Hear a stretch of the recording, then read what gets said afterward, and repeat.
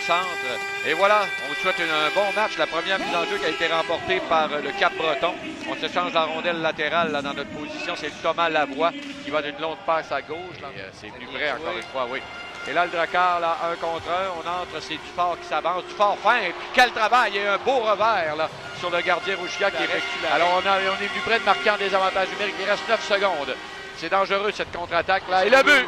Voilà, je l'avais dit, là. Et je pense que c'est Burbidge qui a saisi cette passe de la vallée et qui a touché la cible. Donc, on a marqué en avantage numérique. Il reste encore 6 secondes au jeu de puissance là, lorsque Burbidge a touché la cible.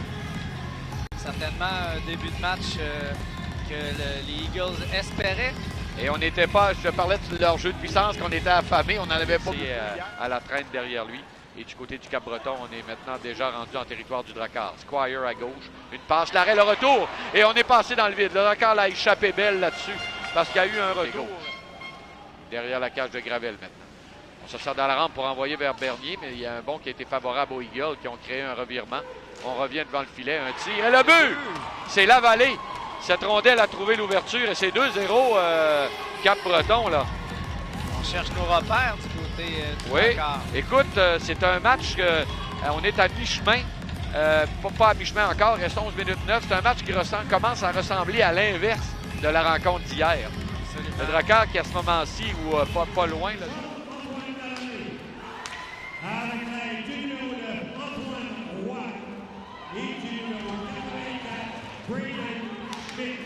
Et un arrêt. Et est-ce qu'on va marquer un troisième but? Un autre arrêt de Gravel. Incroyable. Pendant que j'étais à Cap-Breton. Et un tir par la suite qui a raté la cible. Alors pour l'instant, là, et là, c'est Dufort. Dufort s'avance, le tir. Bel arrêt là, de la jambière de Rouchia. Bonne mise en échec. Ça va permettre de reprendre le disque. Et cette mise en échec, ça a permis à la foule de manifester un peu. C'est Pearson maintenant. C'est Paulus qui entre. Paulus s'avance, la passe, le tir et le but! Et Paulus vient de faire son premier point dans la RHQ. Et c'est une passe à nul autre que Justin Gill, le vétéran qui se lève et qui resserre l'écart. Il reste encore beaucoup de temps en première période, 7 minutes 43. Et c'est 2-1. Et je peux vous confirmer déjà un but de Gill sur une passe de Paulus. Oui. Et quelle canne, quelle belle entrée à droite de Paulus qui a montré des habiletés là-dessus. Oh, ça a été bloqué en défensive, ça a fait mal là, ce tir. Un tir de loin. C'est Poirier maintenant qui s'empare du disque. Poirier autour du cercle. Envoie jusqu'à Fenenko. Fenenko à Gill de là. Justin Gill, son deuxième du match. Une bombe dans le cercle de mise en jeu à la gauche de Nicolas Richia. Et Gill connaît tout un match. Il a décidé de prendre les choses en main.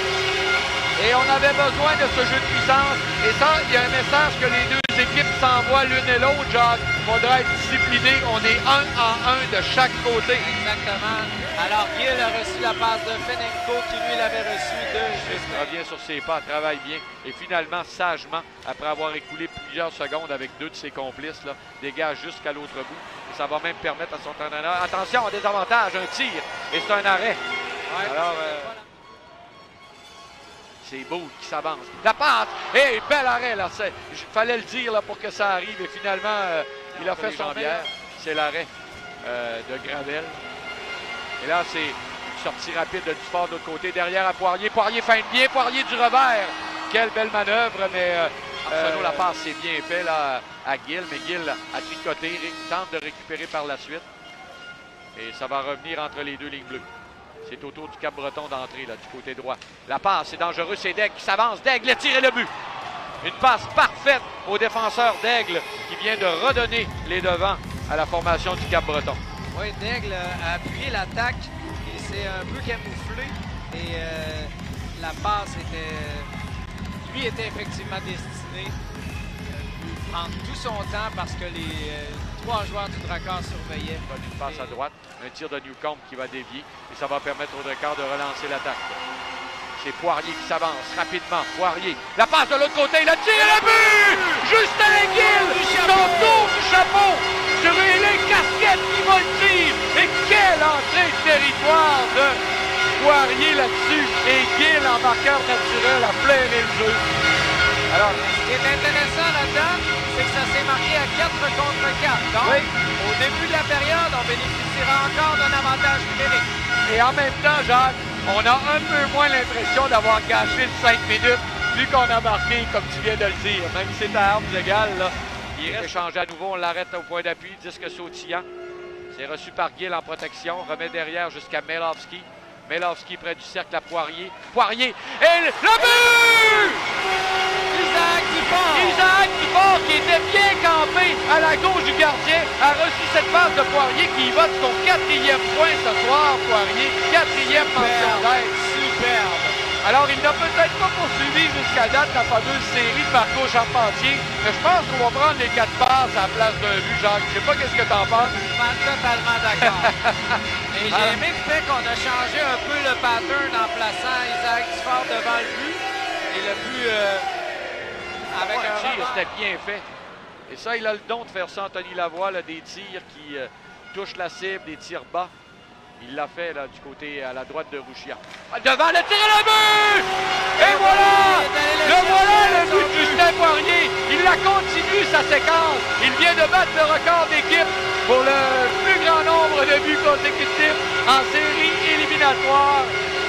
Et Justin Poirier, donc, donne ce fameux 2 buts d'avance au Dakar alors qu'il ne reste que 6 minutes 2 secondes. Et il a même donné un baiser à Alexis Bernier.